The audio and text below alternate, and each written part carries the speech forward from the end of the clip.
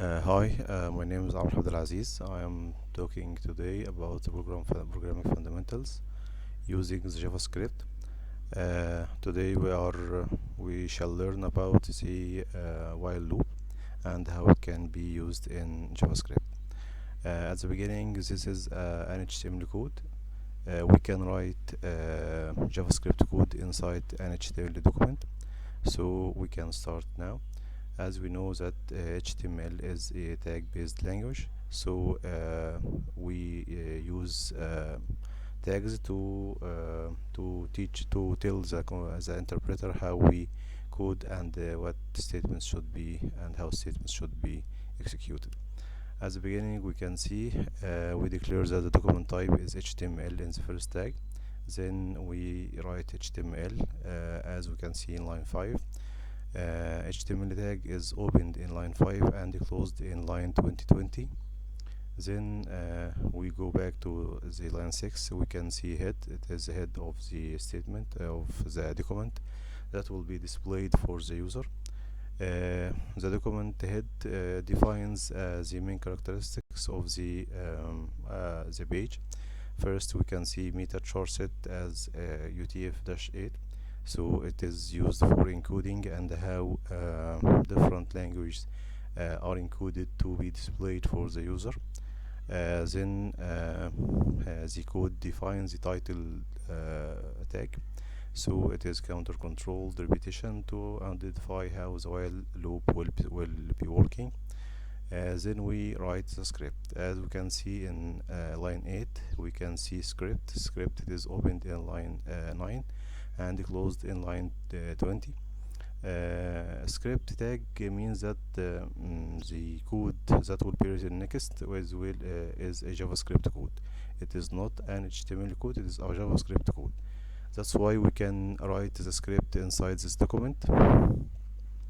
We also can write the script in a different document or different file, and we can import it here or we can reference it to it here.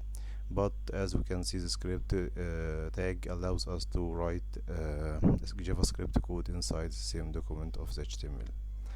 As we can see, it is a programming language, so we can define and declare variables.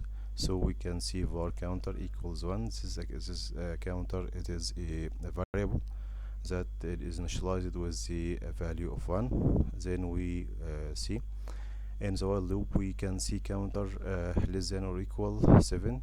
This is the condition that will be executed. As long as the counter is less than or equal to 7, the code inside the braces will be executed. If counter is if the counter breaks the condition equals 8 or more, so it will not be executed in the while loop.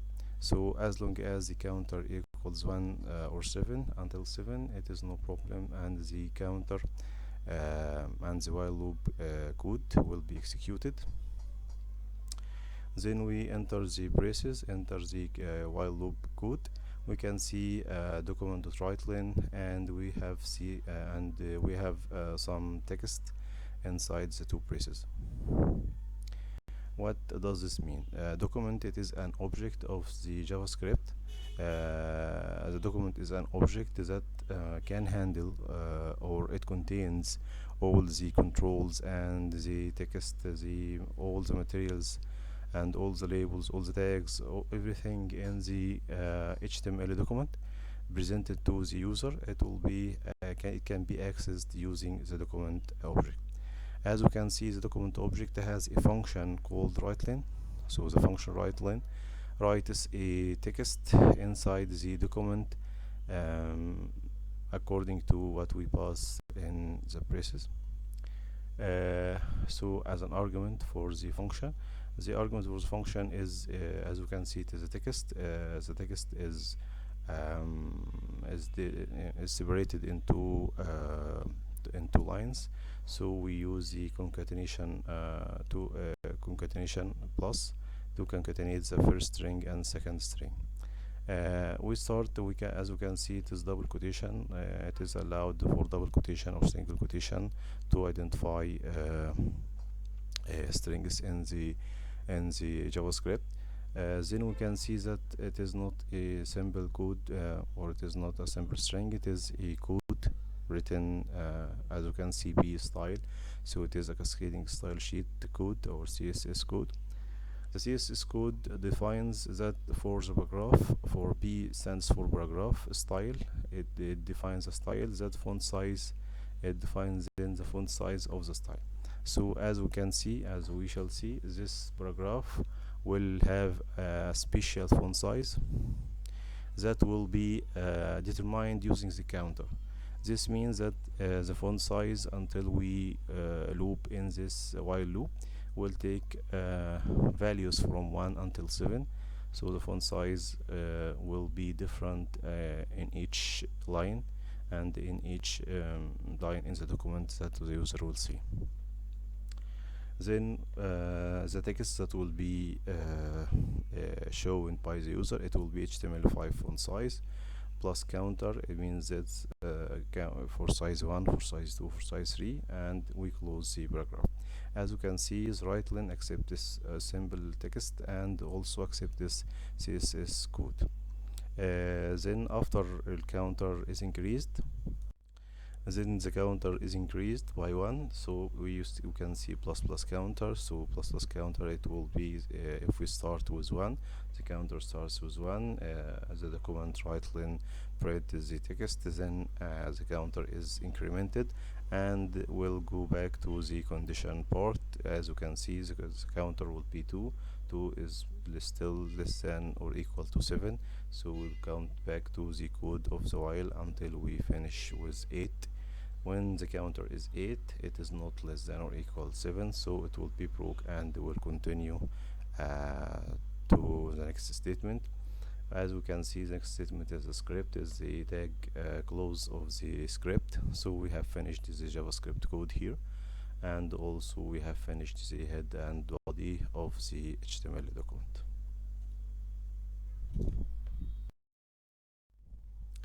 As you can see, this is the result of the while loop code that we have seen in the JavaScript. As you can see, it starts with 1. When the counter is 1, we have seen HTML5. It is very small. Then as we increase by 2, by 3, by 4, by 5 until it is 6, we can see that the font size of the text has been increased according to the need, of course, of the documents that you are working on and according to the sections that you are working on. As you can see, the document object is very important for us to identify the parts that we need to get in the document and to change its properties, its text, its font size. So the JavaScript code is very handy and is very helpful to make dynamic websites. Of course, we have seen this now to control the JavaScript, the CSS code of the font size of the paragraphs, but it can be extended to work with many things such as databases, with session files, with session things. So it is very important to know JavaScript because it is very handy to make dynamic websites. Hi, in this slide we will continue using the loops in the JavaScript. This is a simple program also written in HTML. So as you can see, each document type is HTML. Then we open the tag of the HTML head, character set, title, and script. As this script, we will continue the JavaScript code as we saw before in the while loop. Here we will use the for loop for explaining how the for loop works. As we can see, for loop, it is very similar to C#, C++, and other programming languages. We can we can define that counter equals 1. So we have declared the counter that will be the counter of the loop. It starts with equaling 1, then semicolon, counter less than or equal to 7. then increment the counter by 1. So it is the same like the while loop, but we have it is very well explained, as we can see that all the conditions, the starting number, the starting position of the counter, the conditions that it will stop or continue working, and the increment of the counter used in the loop is also in the same line. So it is very handy, and it is very helpful to other people to understand how the for loop works. Then we have no braces, so we don't we have only this line that will be executed during the for loop. So we can see that it is the same code used in the while loop. It is document object of the current document that presented to the user, and we call the writeLine function.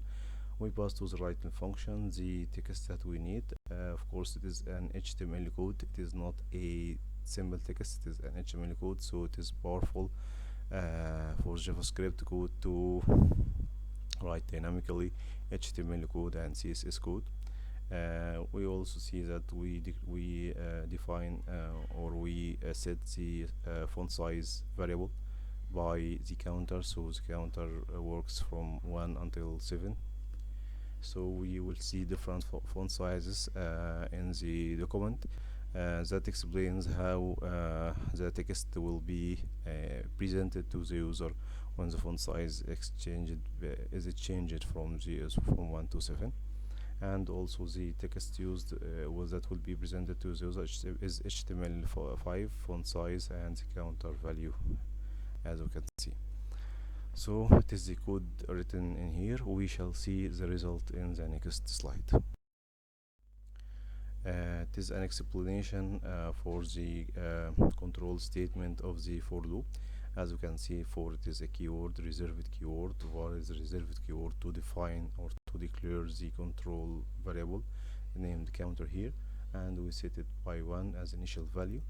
Then the counter is condition, it is less than or equal to 7 until the counter is less than or equal to 7. So we are good. If the counter exceeds the 7 number, it will be 8 or 9, so it will not continue, and the code will not continue to be executed. And we have the counter increment value of the variable. We increment it by 1 as it is plus plus, as it is known for us. It will increment the counter by 1.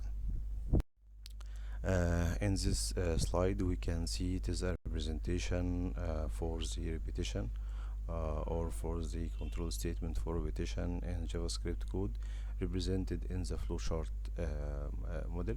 So we can see as a flowchart, we start from the circle, so we define the counter as its initial value, it is 1. So we go to the condition. If the condition holds, or if the condition is correct or true, so the counter is less than or equal to 7, it is true. So we will execute this part of code that will print us the HTML file, the HTML code to the document. Then we increment the variable by 1, and we go back to the condition to see if it is still true or it exceeded the 7 number. So we can check again.